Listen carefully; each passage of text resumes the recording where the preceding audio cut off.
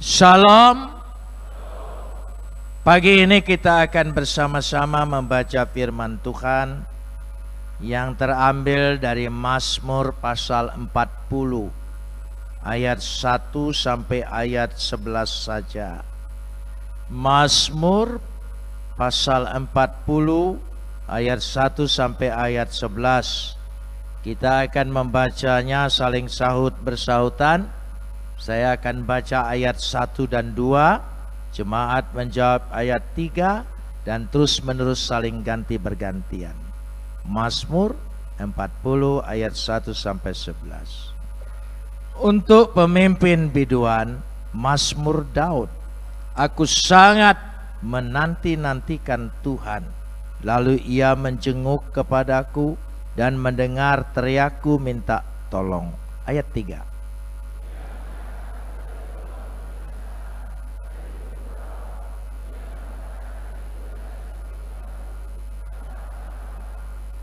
Ia memberikan nyanyian baru dalam mulutku untuk memuji Tuhan kita.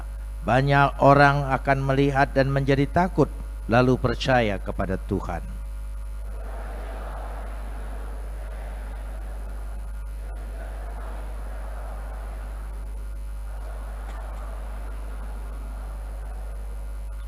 Banyaklah yang telah kau lakukan, ya Adonai Tuhanku, perbuatanmu yang ajaib dan maksudmu untuk kami. Tidak ada yang dapat disejajarkan dengan engkau. Aku mau memberitakan dan mengatakan, tetapi terlalu besar jumlahnya untuk dihitung.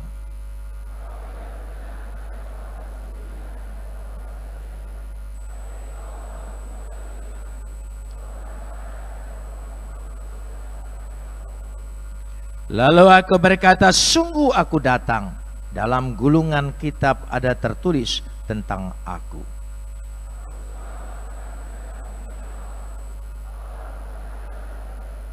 Aku mengabarkan keadilan dalam jemaah yang besar. Bahkan tidak kutahan bibirku. Engkau juga yang tahu, ya Tuhan.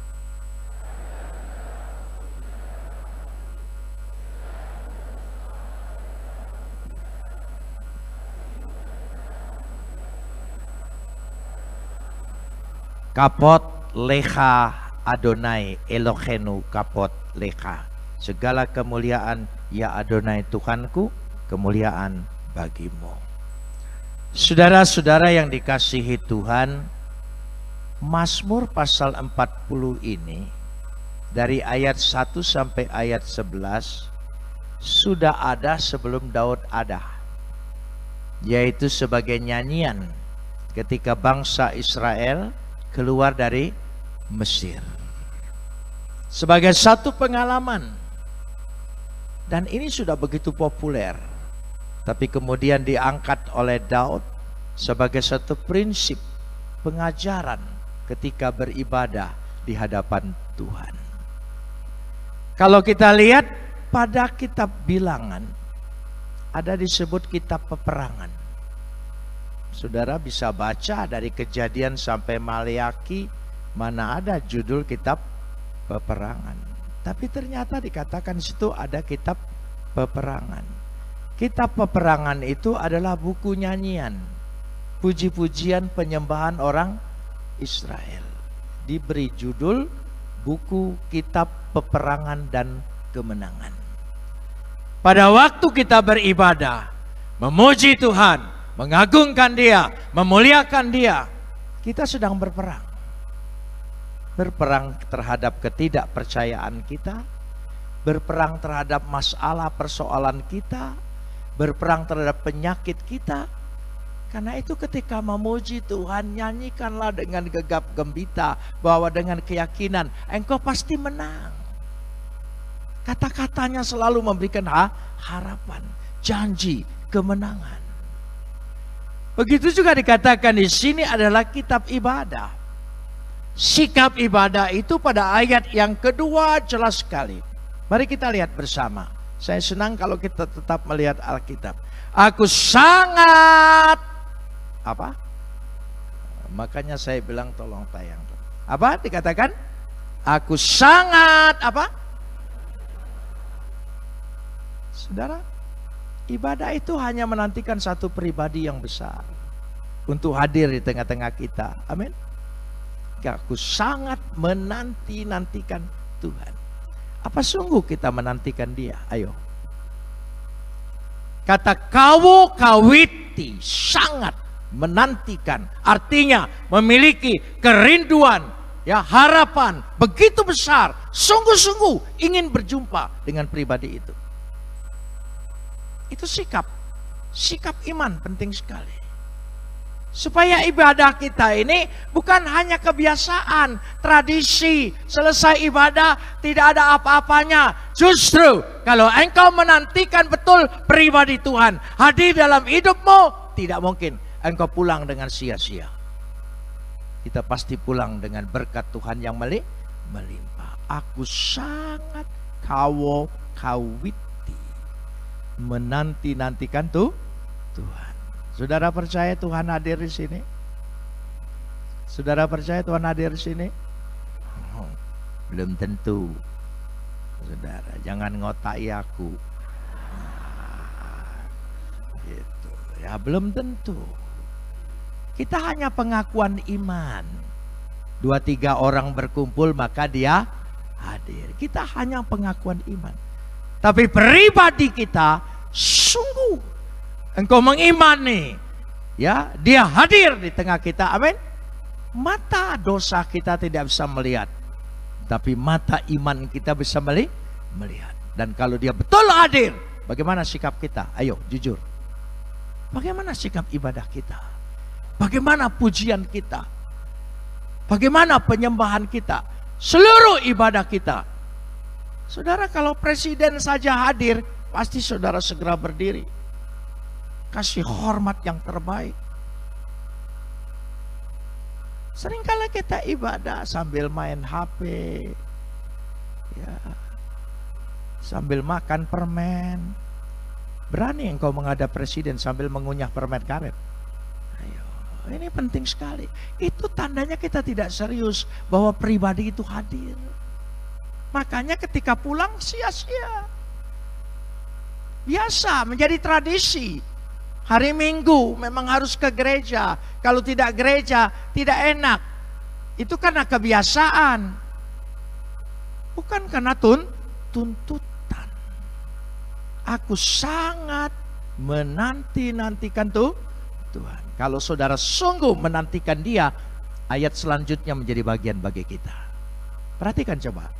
Ayat selanjutnya bagian bagi kita. Aku sangat menanti-nantikan Tuhan, lalu Ia melawat aku. Dia pasti melawat, menghampiri engkau dan mendengar permintaanmu, teriakanmu, minta tolongmu. Tidak mungkin sia-sia. Doamu pasti didengar. Amin. Oh, ini penting sekali. Coba perhatikan saudara. Ayat ini. Ini bukan tambahan, ini firman. Saya sangat percaya Alkitab ini adalah firman Tuhan. Dia hidup di dalam kehidupan kita. Perhatikan, saudara percaya Dia menjenguk kita, melawat kita. Dia tahu kebutuhan kita, Dia tahu pergumulan kita, Dia tahu permintaan kita, Dia tahu kerinduan kita. Coba perhatikan. Lalu Dia menjenguk aku dan mendengar teriakan minta tolongku. Apa hanya mendengar? Lihat, Dia bertindak. Tuhan itu selalu bertindak. Tuhan bukan hanya simpati dan empati, tapi perbuatan. Karena firman itu telah menjadi manusia.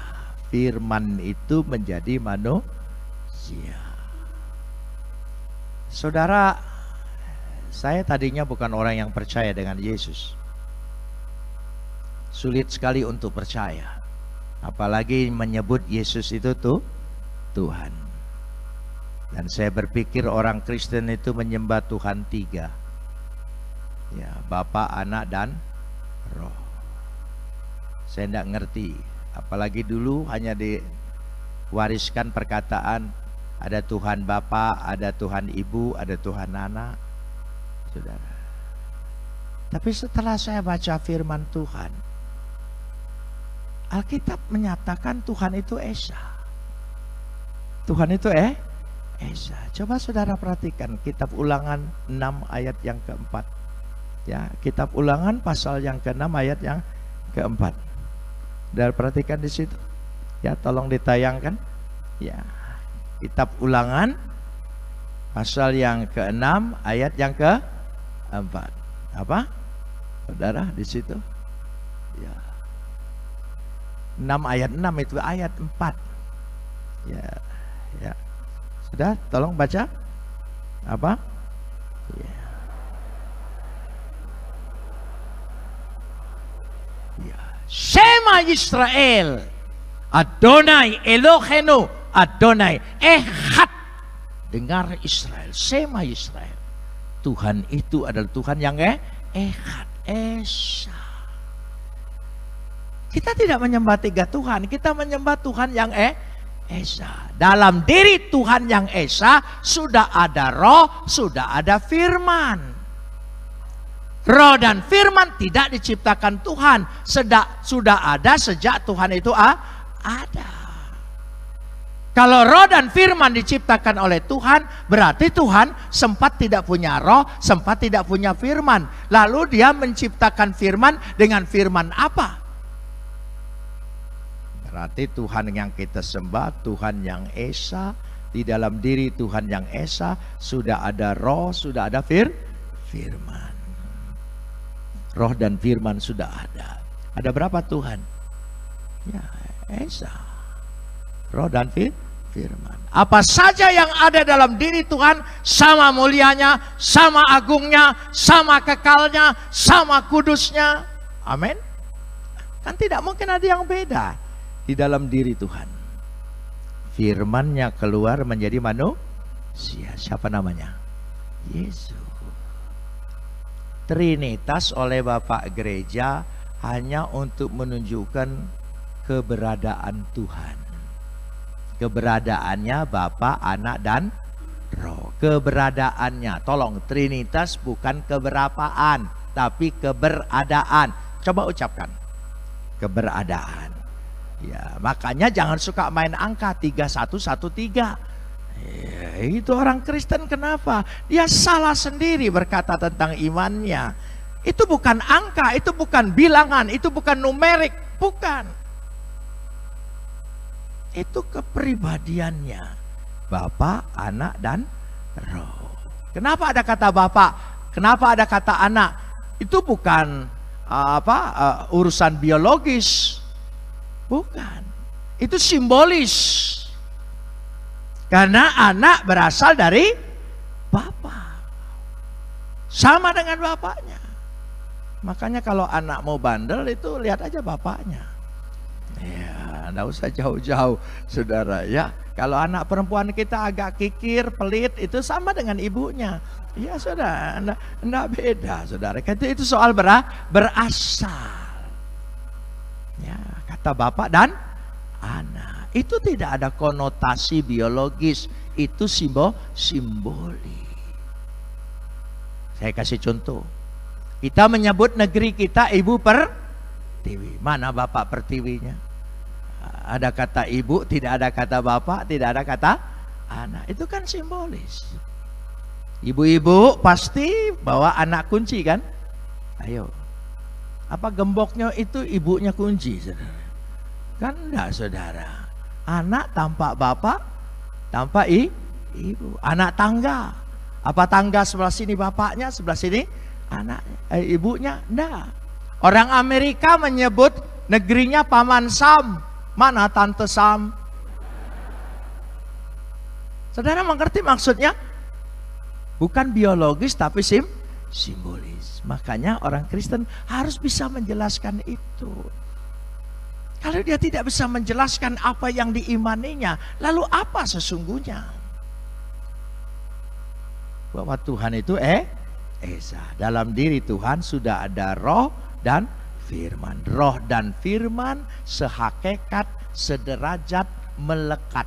Harus ada, wajib ada, mustahil tidak ada. Saya ulangin. Roh dan firman sudah ada sejak di dalam Tuhan itu ada. sehakikat, sederajat, melekat. Harus ada, wajib ada, mustahil tidak ada. Harus hafal. Ya supaya kita bisa jelaskan, supaya kita bisa jadi berkat. Mengapa firman itu menjadi manusia? Sebab yang rusak di dunia ini adalah manusia.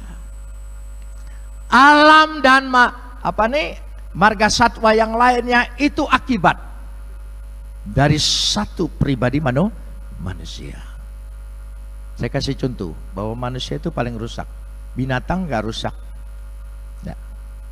Ya, saya suka mengikuti penjelasan tentang kehidupan binatang-binatang di Discovery Channel. Satu saat saya melihat kehidupan buaya yang ada di Florida, Miami, Florida. Buaya paling besar. Saya kaget waktu dengar penyelidikan itu. Ternyata buaya itu paling setia dengan pasangannya. Buaya itu paling setia dengan pasangannya. Kalau pasangannya mati, sampai mati dia tidak cari ganti. Tapi kalau kata buaya pindah ke orang, kenapa jadi negatif? Jadi mana yang rusak sebetulnya saudara? Nah, ini itu bukti. Itu bukti bahwa manusia itu sumbernya. Jadi karena itu firman harus jadi manusia. Dia memulihkan kembali. Yang kedua, saya lihat kehidupan monyet. Masyarakat monyet yang ada di kuil-kuil India. Ternyata monyet itu ada rajanya, ada pemimpinnya, ya. Dan ternyata ada aturannya. Ada aturannya.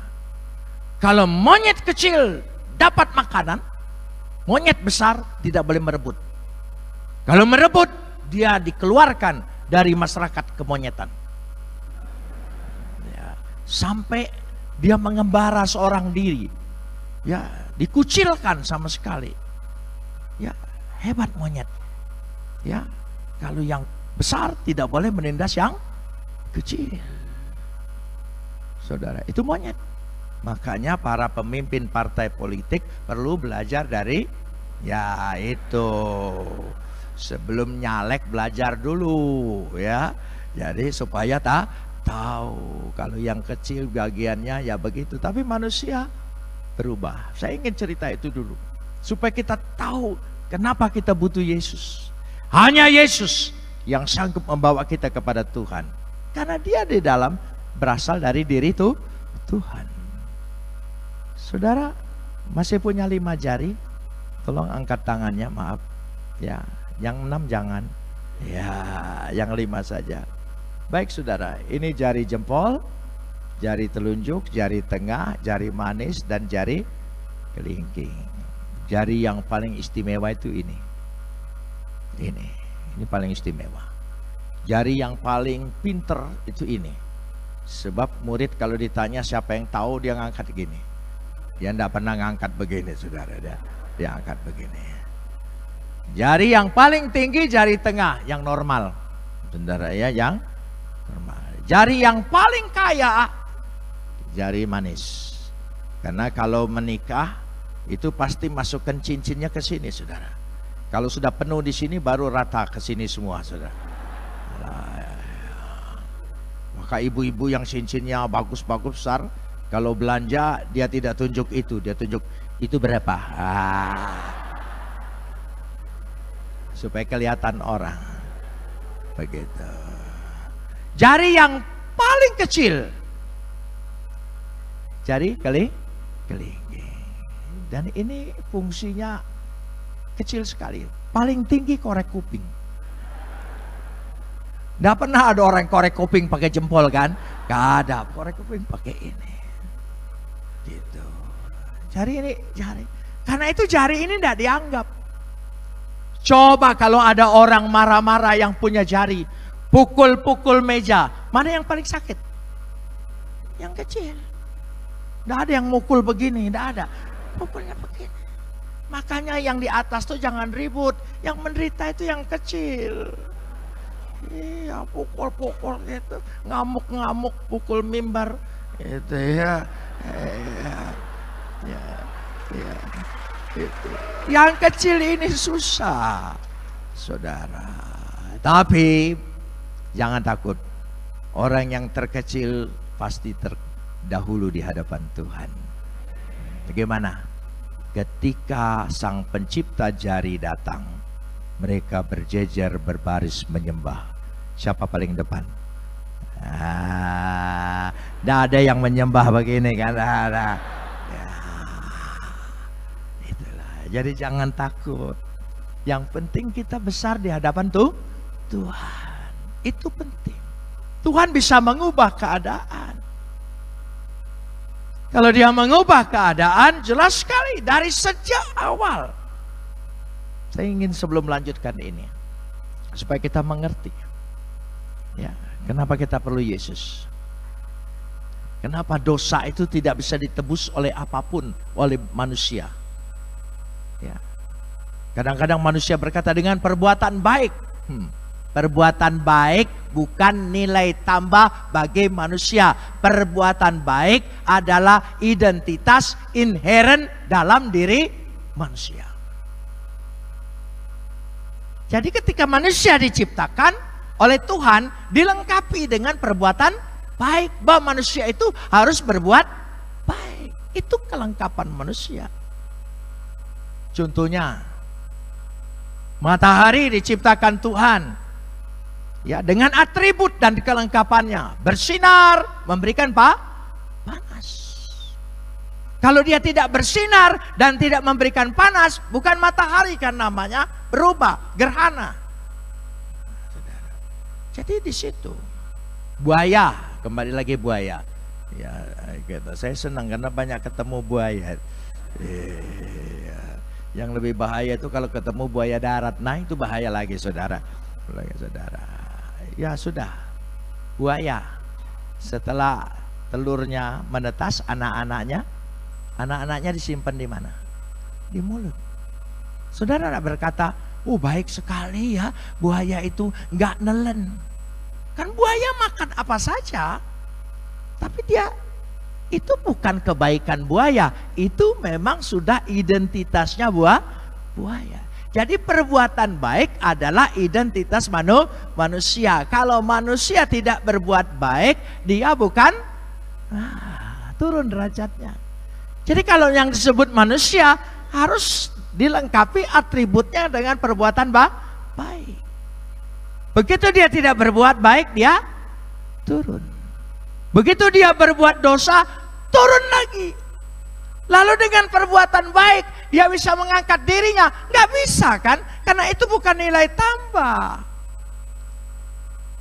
Maka perlu Yesus mati di salib bagi saya dan saudara. Dan dia berkata, dosamu sudah diampuni. Amin, saudara. Oh, itulah, di situ letaknya. Karena Tuhan itu semesta alam. Saya kasih contoh lagi. Coba kita lihat Kejadian 1 ayat 1. Kejadian 1 ayat 1 dulu. Ya. Ya. Tolong Kejadian 1 ayat 1 apa? Ya. Pada mulanya Tuhan menciptakan langit dan bumi. Bereshit bara Elohim et hasis samayim wh arets. Bereshit. Itulah Tuhan yang mengadakan. Tanpa dia mengadakan tidak ada yang ada. Dan ketika dia menciptakan langit dan bumi, sempurna. Sempurna. Jangan salah. Kejadian 1 ayat 1 itu sempurna. Tapi ketika Kejadian 1 ayat 2 ada bahasa. Ya, coba Kejadian 1 ayat 2 apa? Ya, kata belum ini membuat seolah-olah Kejadian 1 belum sempurna. Sebetulnya bukan kata belum. Ya. Dikatakan situ hayeta. Hayeta. ada sesuatu unsur yang merusak ciptaan Tuhan itu. Tohu wa bohu, menjadi kacau balau. Bahkan diteruskan apa? Gelap gulita menutupi samudra raya. Wehose alfene tehom. Wehose, kegelapan itu menguasai seluruh unsur. Karena iblis jatuh ke dunia. Itu yang hayeta itu. Jadi hidup kita tenang-tenang, rumah tangga tenang-tenang. Kalau sudah masuk hayeta, hati-hati saudara. Itu pelakor bahaya sekali. Ya, bisa membuat orang menjadi rusak. Itu penting sekali. Wehose alfene teom. Seluruhnya dikuasai oleh kegelapan. Tapi kebaikan Tuhan masih pada ayat yang kedua. Coba lanjutkan. Ayat. Roh Tuhan apa? Melayang-layang di atas permukaan air. Weruah Elohim merechefet et hashishamayim. Weruah Elohim, roh Tuhan merechefet, melayang-layang. Sebetulnya harfiahnya bukan melayang-layang kayak burung saudara, tapi melayang-layang itu meliputi, mengerami, lebih cocok. Mengerami, roh Tuhan itu mengeraminya. Ya, telur dierami oleh induk ayam, lalu apa? Menetas, berubah telur menjadi anak ayam. Lebih berharga. Telur ayam harganya lebih murah, tapi Kentucky lebih mahal. Ya gitu. Kalau ayam goreng harganya sedang. Pakai bahasa Inggris, fried chicken naik harganya saudara. Nah, saudara, ya itu diloloin orang mau gitu saudara. Iya, dianggap buyan gitu ini saudara. Ya, gitu, bengak nian kau ini. Iya, ya keluar duit hanya karena fried chicken. Gitu. Padahal dari dulu ayam goreng, tapi 5.000 ayam goreng. Kalau fried chicken 10.000. Gitu saudara. Jadi dia dierami, dia berubah. Roh Tuhan itu memulihkan, dia mengerami. Percayalah ketika firman diberitakan, roh Tuhan mengerami kita. Amin. Saya tanya, telur yang dierami nggak netes-netes, telur apa? Tiap minggu ke gereja tapi hidup seperti itu terus. Jangan-jangan telur apa yang tidak menetas ini saudara ya. Ya tolong jawab sendirilah ya. Aku nggak lemah jawabnya itu ya. Ya gitu. Jadi di situ letaknya. Jadi dengan kata lain kita sungguh-sungguh melihat. Lalu ayat yang ketiga. Wah, pekerjaan Tuhan. Bapa, Roh dan Anak. Apa ayat yang ketiga? Berfirmanlah Tuhan, jadilah terang, lalu terang itu jadi. Wa yomer Elohim Yehior, wa Yehior, jadilah terang, lalu terang itu jadi. Firman itu adalah terang, menerangi kita. Maka ketika Yesus berkata, akulah terang dunia itu, siapa yang berada dalamku tidak ada lagi berada dalam kegelapan, karena terang telah memisahkan, ya, memisahkan dari kegelapan. Jadi kalau kita menerima Yesus, anak terang, hidup kita tidak berada dalam remang-remang. Bebas, jangan ini gelap enggak, terang enggak, saudara ya. Namanya remang. Makanya tempat remang-remang itu di mana saya nggak tahu, saudara. Iya, jadi jangan seperti itu. Harus terang, dipisahkan, tidak bisa bergabung. Jadi kalau kita sudah terima Yesus terang, maka hidup kita menjadi terang, perbuatan kita terang, semua anak terang. Dari situ. Sekarang kita lanjutkan ayat ini. Aku sangat menantikan tadi ayat yang kedua, tolong sambung ayat yang ketiga. Ya, ia mengangkat aku dari lubang kebinasaan, dari lumpur rawa. Ia menempatkan kakiku di atas bukit batu dan menetapkan langkahku. Saudara, kata sumur, lobang, lumpur adalah lambang kebinasaan. Contohnya, Yusuf dibuang kemana? Sumur. Saya senang dengan nama itu karena mirip nama saya gitu. Yusuf. Saya ditahan 6 tahun di penjara. Gitu. Yusuf ditahan 7 tahun. Saya sayang kurang setahun saya, saudara. Gitu.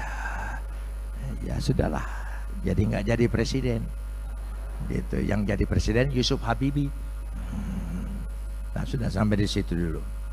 Jadi Tuhan mengangkat dari lubang. Tolong lihat ayatnya. Saya tidak usah terjemahkan dalam bahasa asli. Coba lihat ayatnya. Dia mengangkat aku dari lubang. Lalu dia menempatkan mana? Menempatkan di atas bukit. Tuhan kalau menolong itu tidak setengah-setengah. Bukan di pinggir lubang. Dia angkat di atas bukit. Bukit kemenangan. Bukit berkat. Bukit keberhasilan. Bukit kekudusan. Amin. Di sana dia berikan, dan dia menetapkan langkahku, artinya supaya kita tidak kembali lagi terperosok ke dalam lubang. Itu kalau kita ibadah menantikan Tuhan, tidak mungkin sia-sia. Pasti engkau yang bergumul, engkau yang sakit, engkau yang punya masalah, punya persoalan, sungguh-sungguh pribadi itu, jamah aku, tolong aku, percaya, keluar dari ibadah, saudara mendapat pertolongan Tuhan. Dilepaskan, diberikan kemenangan, disembuhkan. Amin. Disembuhkan. Saya percaya itu. Saudara, tadi malam sudah saya ngomong, malam ini hari ini saya ulangin. Saya ini senang diundang oleh gereja Metodis, karena di gereja ini saya dibaptis. Ya, tapi dulu ngadepnya lain. Gitu ya, ke sana ngadepnya ya, saudara. Jadi ini sekarang dulu ke sana, sekarang ke sini. Mungkin cari hoki ya, gitu ya. Feng Shui kali ya. Saudara ya, gitu.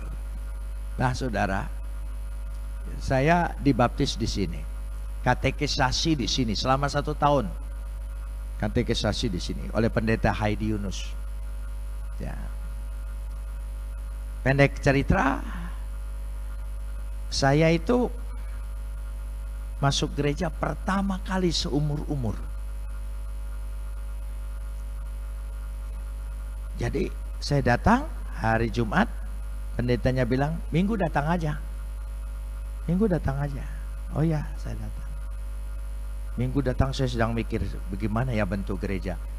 Karena saya tidak pernah masuk toleransi dengan gereja, enggak. Kalau lewat depan gereja, saya mukanya buang ke tempat lain. Saya tidak mau lihat ini. Sebab 40 hari berkatku hilang, saudara. Jadi saya tidak mau lihat. Saya jalan gitu. Dulu kan di Palembang kalau yang jual mie pangsit itu kan pakai gerobak itu, asapnya sampai keluar. Oh, saya tahan napas. Itu, tahan napas, jangan sampai isap. Padahal kalau sudah tahu sekarang lemak nian.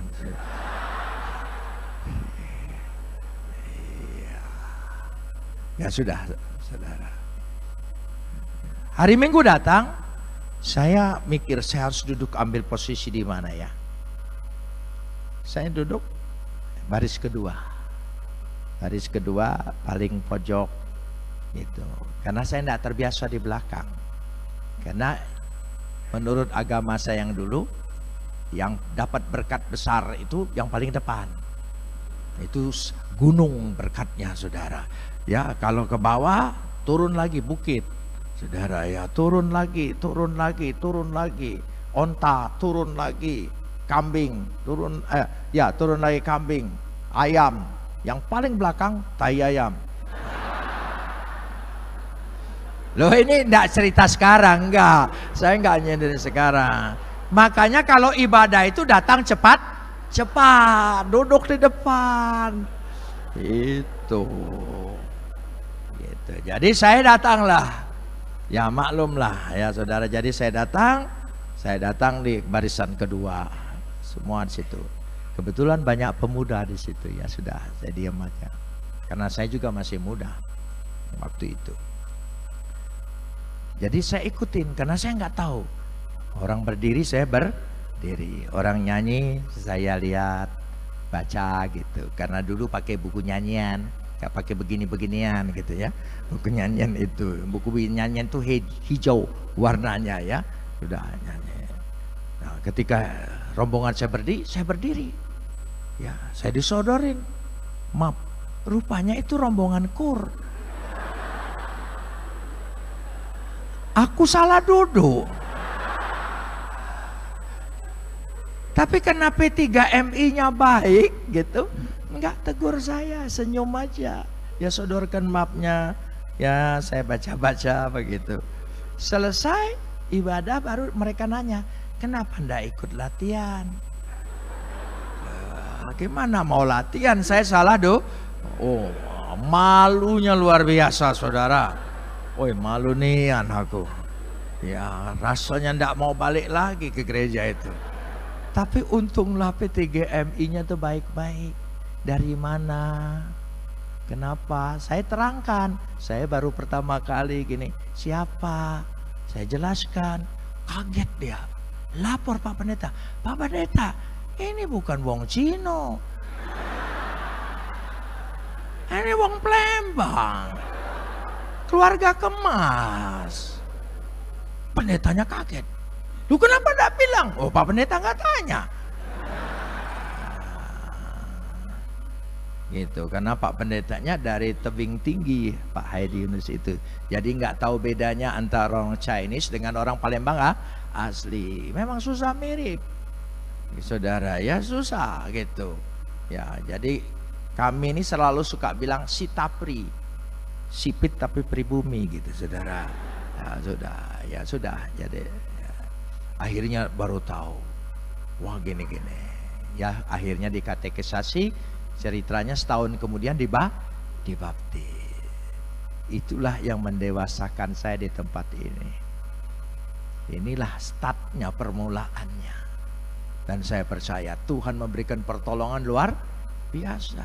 Karena saya bersaksi sana sini, akhirnya ditangkap.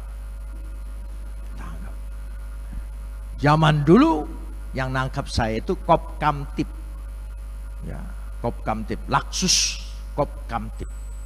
Saya tidak pernah berhubungan dengan polisi. Ya. Karena dituduh subversi Pempres 11. Pempres 11 itu tangkap dulu, baru periksa. Gitu.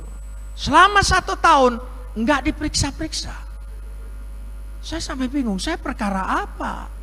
Saya tanya dengan penjaga, saya ini perkara apa? Tanya aja sendiri. Kira-kira kamu perkara apa? Gitu. Waduh. Sementara teman-teman yang ditangkap di sana sudah 13 tahun, 15 tahun, yang dituduh Orde Lama, yang dituduh PKI dan sebagainya. Waduh, saya bingung sendiri, saudara. Tahun kedua baru diperiksa. Setelah ditanya, ternyata saya ditanya nih, apa sebab jadi Kristen? Apa sebab jadi Kristen? Hanya itu. Ya saya terangkan, karena baca Alkitab. Baca Alkitab yang mana? Yohanes 1 ayat 1. Pada mulanya adalah firman, firman itu bersama-sama dengan Tuhan, firman itu adalah Tuhan. Ayat 14, firman itu menjadi manusia dan tinggal di antara kita. Ayat 18, tidak seorang pun pernah melihat Bapa kecuali anak yang ada di pangkuan Bapa, dialah yang menyatakannya. Berarti dalam diri anaknya semua pernyataan Bapa ada. Kasihnya, kemauannya, kedaulatannya, kehendaknya.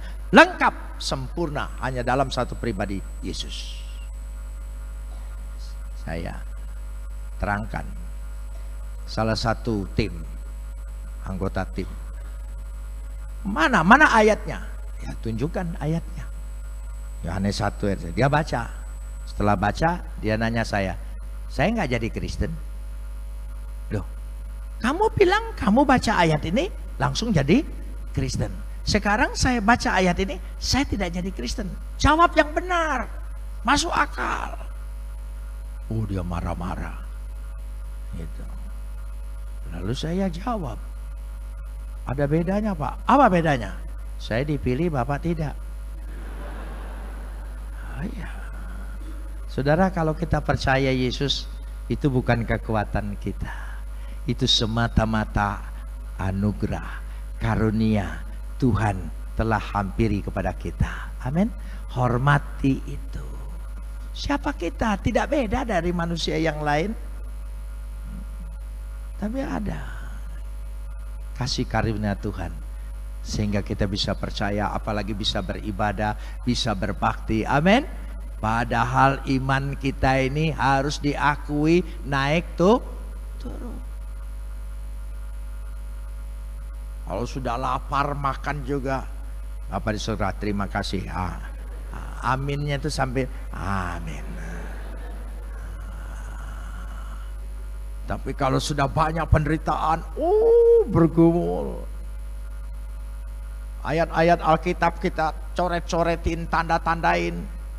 Tapi yang ditandain yang bagus-bagus saja. Mintalah apa saja yang kau kehendaki, aku akan beri. Oh, tandain. Serahkanlah segala khawatirmu, tandain. Tapi tidak ada yang nandain. Celakalah kamu yang munafik. Gak ada, saudara. Kita tandain yang senang. Tidak, firman Tuhan itu utuh.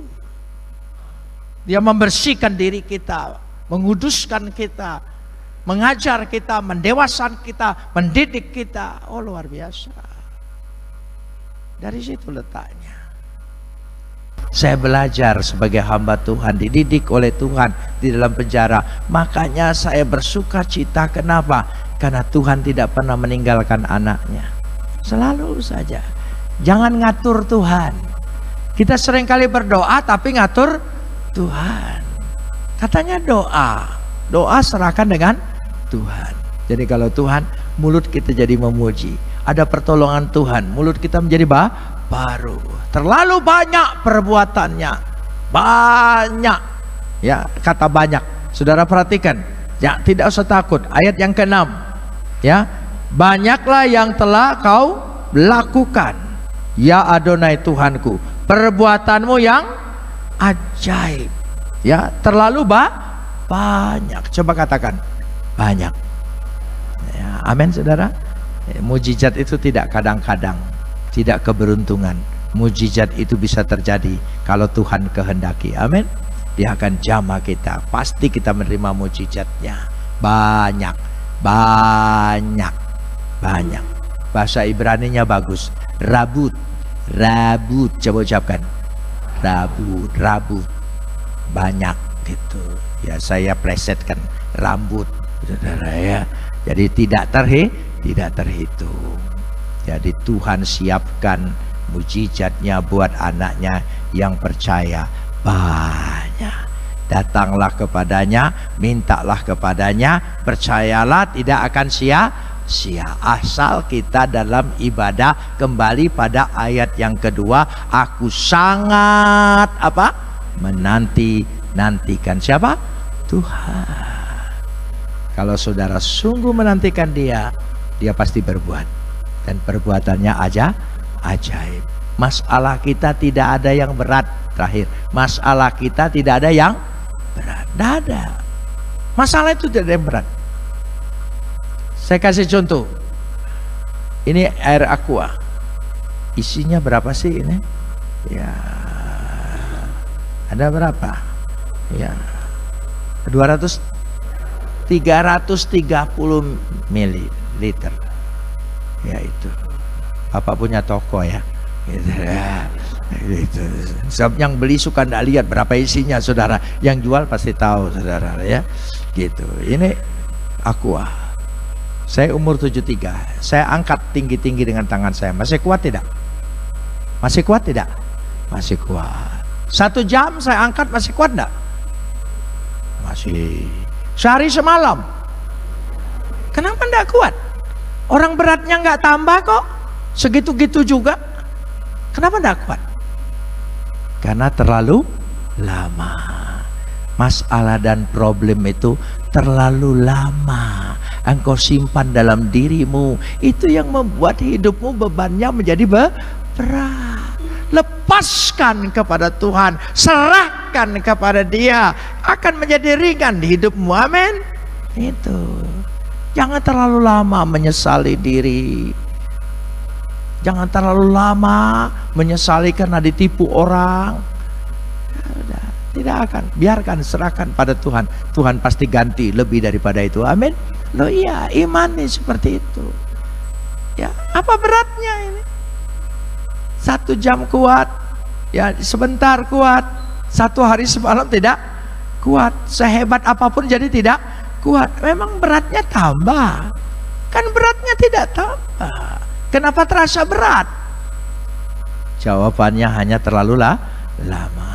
Saudara mau lepaskan bebannya supaya keluar dari sini ada kelegaan, ada kemenangan. Amin.